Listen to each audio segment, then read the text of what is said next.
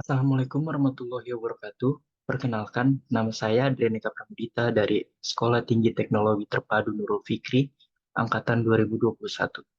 Saya juga merupakan alumni dari Batch 5 Studi Independen Kampus Merdeka di Infinite Learning untuk course Web Development.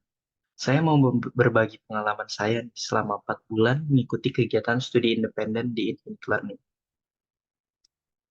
Buat yang belum tahu Infinite Learning, mari disimak.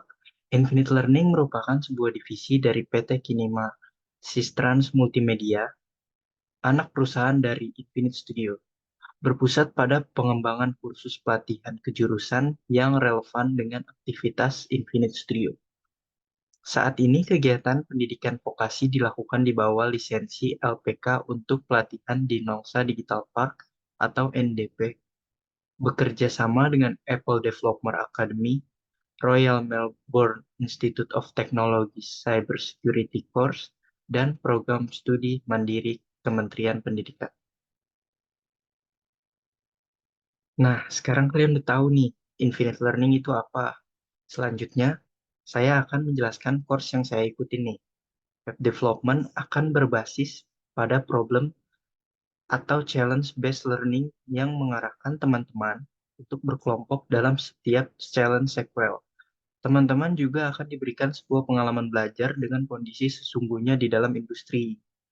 Untuk kompetensi yang dikembangkan pada course yang saya ikuti yaitu web development ini, diantaranya yang pertama, ada UI UX design. Lalu yang kedua, ada HTML dasar, CSS, dan JavaScript. Lalu yang ketiga ini adalah pengembangan front-end meliputi React Native dan Tailwind. Lalu yang keempat, ada back-end meliputi REST API dan web database. Lalu yang kelima, mempelajari teknik pemasaran digital dasar. Lalu untuk yang keenam, memahami dan berlatih untuk meningkatkan keterampilan berkolaborasi, berkomunikasi, dan bagaimana bisa beradaptasi dengan dinamika proyek di lapangan. Lalu yang keenam dan terakhir, mampu untuk membuat rencana proyek di skala kecil sampai menengah. Program ini akan terdiri dari 3 tahapan challenge, yaitu mikro, makro, dan masif, di mana nantinya akan dibagikan 3 role. Di antaranya, yang pertama adalah hustler sebagai pemimpin atau scrum master, lalu yang kedua ada hipster sebagai desainer, dan yang ketiga adalah hacker sebagai coder nantinya. Tidak lupa juga di kegiatan ini ada yang namanya konsep pendampingan atau mentorship, terdiri dari 2 jenis mentor, yaitu mentor individual dan mentor group challenge, di mana individual mentor akan terfokus terhadap individual dari teman-teman. Dan untuk group challenge mentor terdiri dari mentor setiap grup akan lebih fokus terhadap group performance, research guidance, challenge project management, dan pendampingan pembangunan aplikasi.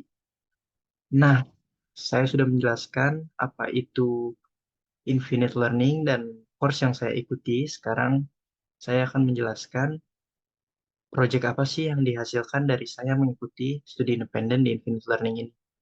Yang pertama itu ada micro challenge, di mana saya berkontribusi sebagai coder karena pada tahap micro challenge ini hanya difokuskan untuk research dan pembuatan desain. Saya berkontribusi berdiskusi dan membantu pekerjaan teman saya untuk role hipster untuk meresearch dan mendesain.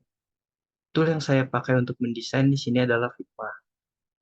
Dan terciptanya hasil pengerjaan tersebut sebuah web application yang memberikan informasi terkait version terbaru sesuai dengan pengembangan zaman atau tren untuk memberikan pengetahuan kepada wanita dan pria di Indonesia tentang fashion masa kini. Berikut tampilan mock-up dari Girl Boss.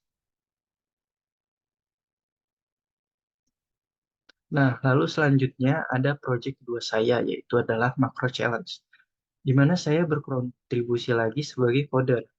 Pada tahap micro challenge ini difokuskan untuk research, pembuatan desain, dan implementasi hi-fi ke front-end. Saya berkontribusi berdiskusi menentukan ide app yang akan dikembangkan dan mendapatkan pekerjaan untuk pembuatan front-end nantinya. Tool yang dipakai saya untuk membuat front-end adalah Visual Studio Code dengan bantuan Bootstrap. Dan terciptanya hasil pengerjaan tersebut platform online yang menyederhanakan pencarian, pemesanan, dan manajemen lapangan olahraga. Tujuan utama adalah menjadi pilihan pertama dalam booking lapangan olahraga, dengan pengalaman pengguna yang unggul dan memberikan manfaat nyata kepada pemilik lapangan. Dengan fitur-fitur unggulannya bisa diharapkan menjadi solusi yang sangat diandalkan bagi semua orang yang ingin bermain olahraga atau berlatih dengan mudah dan efisien. Berikut tampilan mockup dari field.com.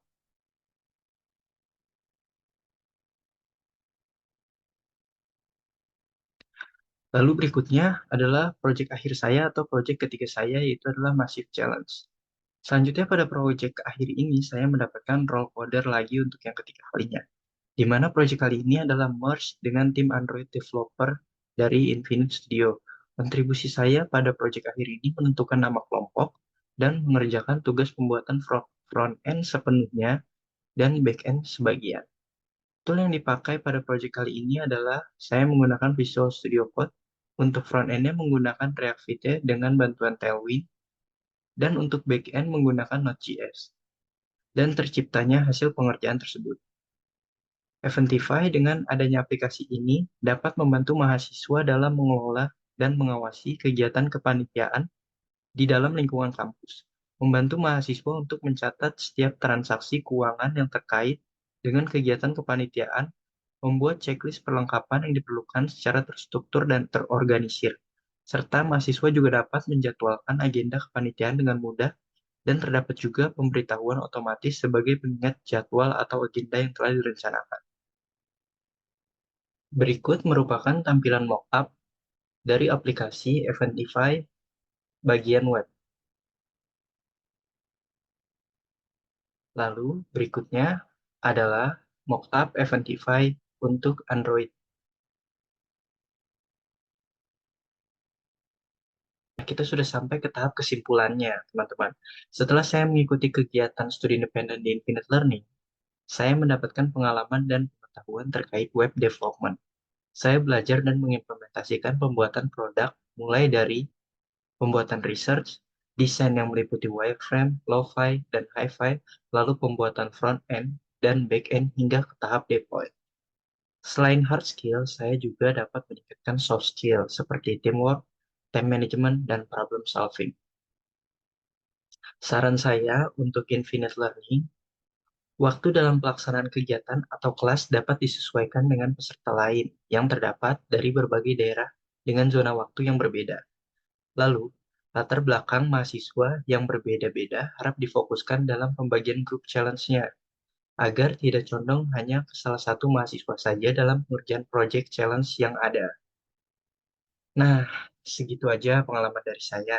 Jadi bagi kalian yang ingin meningkatkan hard skill dan soft skill, sangat dianjurkan mengikuti program studi independen kampus Merdeka ya.